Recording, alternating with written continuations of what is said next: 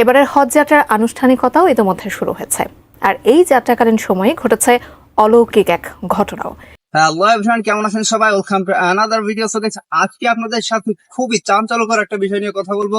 আমরা সবাই জানি যে এখন হজের মাস চলছে, তো রিসেন্টলি একটা নিউজ খুবই সাড়া ফেলে দিয়েছে সোশ্যাল মিডিয়ায়, এবং এই নিউজটা সম্পর্কে হয়তো আপনারা সবাই অবগত আছেন যে লিবিয়া থেকে জনৈক একজন ব্যক্তি গাদ্দাফি, যার নাম, তিনি হজের উদ্দেশ্যে যখন বের হন এবং তিনি সেখানে যখন তিনি এয়ারপোর্টে পৌঁছান এবং তার নামকে কেন্দ্র করে তাকে অনেক ঝামেলা পোহাতে হয়েছে, এবং তার যেই সমস্যা ছিল সেটা শেষ করে যখন তিনি ক্লিয়ারেন্স পেলেন তত ঘরে তার ফ্লাইটের দরজা বন্ধ হয়ে গিয়েছিল এবং তার ফ্লাইটটি ইতিমধ্যেই টেক অফ করে গিয়েছিল এবং তিনি সেই ফ্লাইটে উঠতে পারেননি।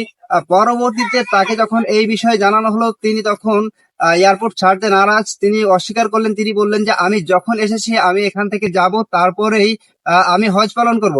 তো এরূপ যখন ঘটনা ঘটলো, তিনি এয়ারপোর্ট ছেড়ে গেলেন না এবং পরবর্তীতে যখন বিমানটি টেক অফ করে গেল, বিমানে তখন যান্ত্রিক ত্রুটি দেখা দিয়েছিল, যার কারণে পাইলট তিনি বাধ্য হয়েছিলেন বিমানটি ব্যাক আনার জন্য। তিনি ল্যান্ড করান, পরবর্তীতে ত্রুটি সমাধান করে, যেই সমস্যা ছিল বিমানে সেটা সমাধান করে পরবর্তীতে আবার টেক অফ করা হলে বিমানে আবারও দেখা যায় যান্ত্রিক ত্রুটি, এবং পরবর্তীতে বিমান আবারও ফিরিয়ে আনতে বাধ্য হন পাইলট। এবং পাইলট পরবর্তীতে তিনি নিজেই ঘোষণা দেন যে গাদ্দাফিকে না নিয়ে বিমান দ্বিতীয়বার টেক অফ করবে না। তো গাইস, আসলে সেদিন গাদ্দাফির সাথে কি হয়েছিল, তার সাথে কি এমন ঘটনা ঘটেছিল, তো কথা না বেরিয়ে চলে যাবো আমরা সরাসরি স্ক্রিন, এবং বিস্তারিত থাকতে সম্পূর্ণ ভিডিও জুড়ে। পবিত্র হজকে ইসলাম ধর্মের একটি গুরুত্বপূর্ণ স্তম্ভ হিসেবে বিবেচনা করা হয়, যা মুসলিমদের জন্য একটি বাধ্যতামূলক ধর্মীয় কর্তব্য।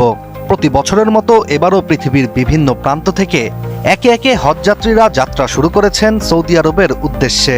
সেই ধারাবাহিকতায় লিবিয়া থেকে হজ পালনের নিয়ত ও ধর্মের প্রতি বিশ্বাস নিয়ে আমির আল মাহাদি মনসুর গাদ্দাফিও রওনা দেন। লিবিয়ার দক্ষিণাঞ্চল থেকে আসা আমির হজের সব প্রস্তুতি সম্পন্ন করেই দেশটির আন্তর্জাতিক বিমানবন্দরে পৌঁছান, কিন্তু এরপরই শুরু হয় তার নিয়তের পরীক্ষা। আমির বিমানবন্দরে পা রাখার পরই বুঝলেন শুধু একটি নাম মানুষকে কতটা বিপদে ফেলতে পারে। সৌদি আরবের বিমানে ওঠার আগে নামে গাদ্দাফি থাকায় আমিরকে আটকে দেয়া হয় ইমিগ্রেশনে। লিবিয়ার এক সময়ের শাসক ও আন্তর্জাতিক নিরাপত্তার জন্য সন্দেহভাজন ব্যক্তি হিসেবে পরিচিত ছিলেন মুয়াম্মর গাদ্দাফি। হজযাত্রী আমিরের নামের শেষেও গাদ্দাফি থাকায় ভোগান্তিতে পড়তে হয় তাকেও। এদিকে অন্য যাত্রীরা একে একে ইমিগ্রেশন পার হয়ে বিমানে উঠে যাচ্ছিলেন, আর আমির দাঁড়িয়ে অনিশ্চয়তার প্রহর গুনছেন। অবশেষে যখন ক্লিয়ারেন্স পাওয়া গেল, তখন বিমানের দরজা বন্ধ, আর পাইলটের স্পষ্ট সিদ্ধান্ত ওই মুহূর্তে দরজা না খোলার। ফলে বিমানে জায়গা হয়নি আমিরের। কিন্তু হজ পালনের নিয়ত ও আল্লাহর উপর আস্থা রেখে আমির নিজের স্থিরতা হারাননি। তিনি জানিয়েছিলেন এই বিমানবন্দর ছেড়ে তিনি যাবেন না যতক্ষণ না হজে যাওয়ার ফ্লাইটে তিনি উঠছেন। এরপরই শুরু হয় বিস্ময়কর ঘটনা।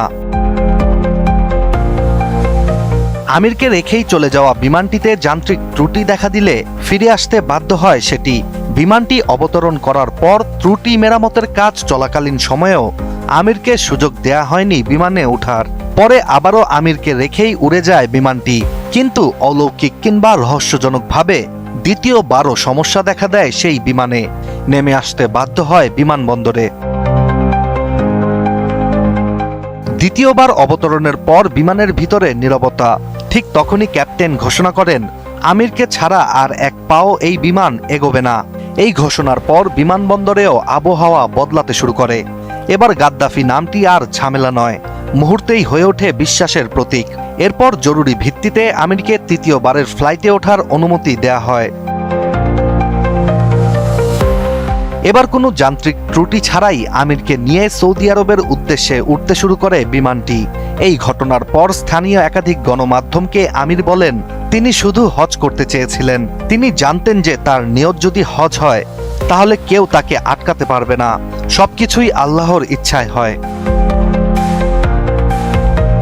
হজযাত্রার এই রহস্যময়ী ঘটনা ও আমিরের অটল বিশ্বাস বর্তমানে অনেককেই আবারও ভাবতে বাধ্য করছে, অলৌকিক ঘটনা কি সত্যি ফুরিয়ে গেছে? এছাড়া শুধু যন্ত্র নয়, হয়তো নিয়তিরও ইচ্ছে ছিল বিমানটি আমিরকে নিয়েই উড়বে। তো গাইস, আপনারা সম্পূর্ণ ভিডিওটি দেখলেন এবং এই ভিডিও সম্পর্কে আপনাদের মূল্যবান মতামত অবশ্যই কমেন্ট বক্সে জানিয়ে যাবেন। দেখা হবে আপনাদের সাথে অন্য কোনো ভিডিওতে। ভালো থাকবেন, সুস্থ থাকবেন। আল্লাহ হাফেজ।